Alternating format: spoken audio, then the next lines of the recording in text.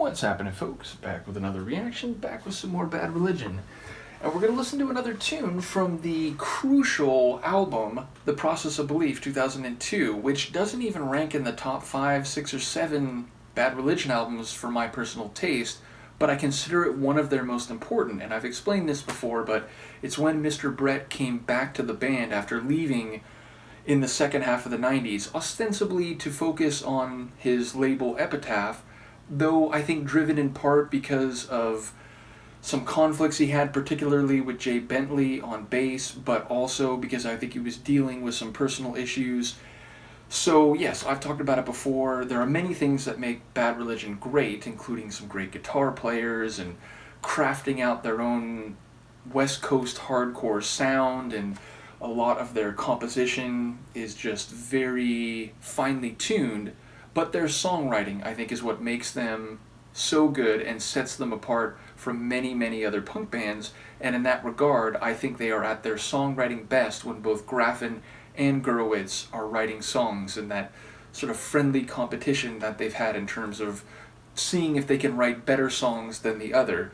And yes, I think the albums in the second half of the 90s when they were over on Atlantic, they're good. I enjoy them, and I think there's some really good songs on them. But this was a watershed moment in the history of Bad Religion. And we're going to listen to Evangeline, a tune that just sort of came into my head. I was actually taking a shower, and for some reason I thought of the vocal cry of that name in the chorus, Evangeline. And I don't know why it came to me, but it did, so I figured we give it a listen. This is another one written by Brett, and like a number of other tunes by Brett, like Generator and some others, where like it's kind of referencing supernatural ideas, but doing so in a critical or at least non-dogmatic way. There's a bit of opacity here. There's a bit of lack of clarity for me. The only other name reference Evangeline that I'm familiar with is a poem by Henry Wadsworth Longfellow, which is called Evangeline, and it's about a girl who lived in Acadia in Canada in the 18th century when the Canadian authorities forcibly removed a bunch of people that they said had been treasonous, that had fought against British control, even though some of the people who were expelled didn't actually do that. They had been neutral. And I forget, it's sort of like modeled in its rhythms, in its rhyme, on like classic Greek and Latin texts.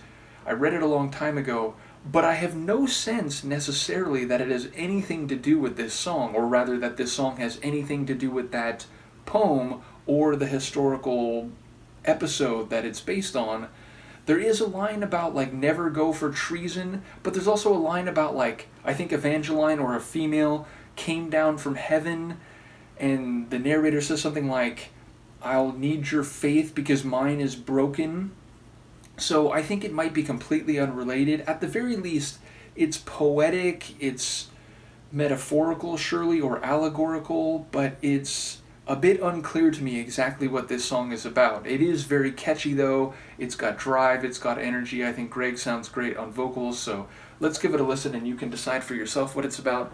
This is Bad Religion, the tune is Evangeline, and it's from their 2002 album, The Process of Belief.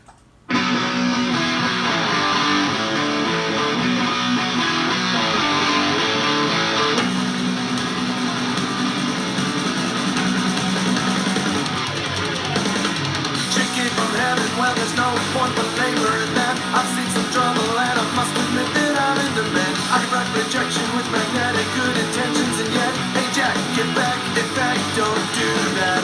I act sharp, but feel uncertain, 'cause next time it could be Evangeline, comparing us all fine, let me think 'cause mine is broken compared to mine. What is your crime, Evangeline?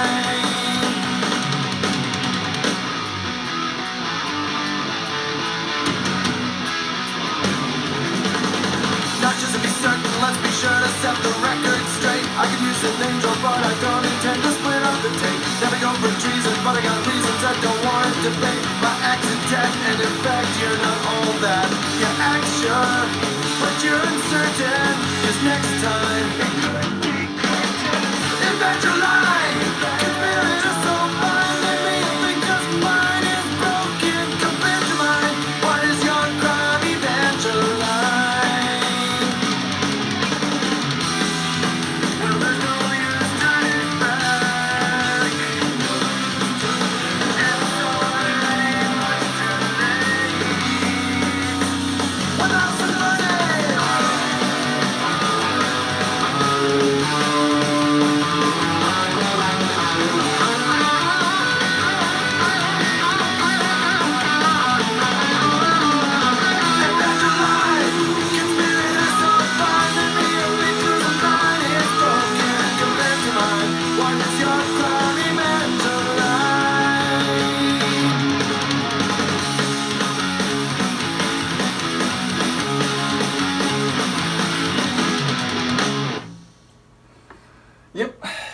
Religion, it's so great. I mean, again, I don't think there's a single song in their catalog I don't like. There are certainly a few that I don't listen to nearly as often as many of the others.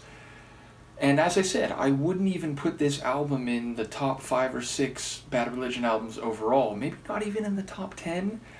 But it is a very important album, and I enjoy every song on it.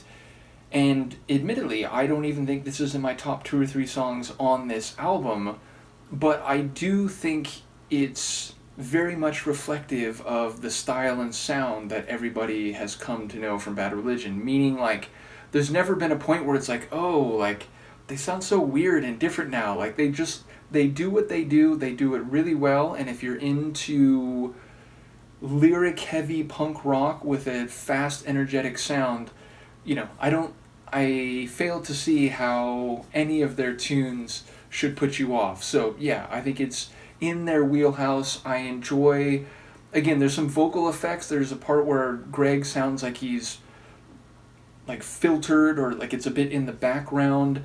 I do enjoy there's, like, at a couple of the transition moments, including in that initial build-up and release, there's that, like, scratching down the guitar strings type of sound. I think they do that effectively in some moments in their larger catalog and also here in this song. Again, hearing the lyrics now, lend me your faith because mine is broken, compared to mine, what is your crime? And what was it, like, in fact, don't do that, and, you're not all that. I really doubt it has anything to do with the Wadsworth Longfellow poem.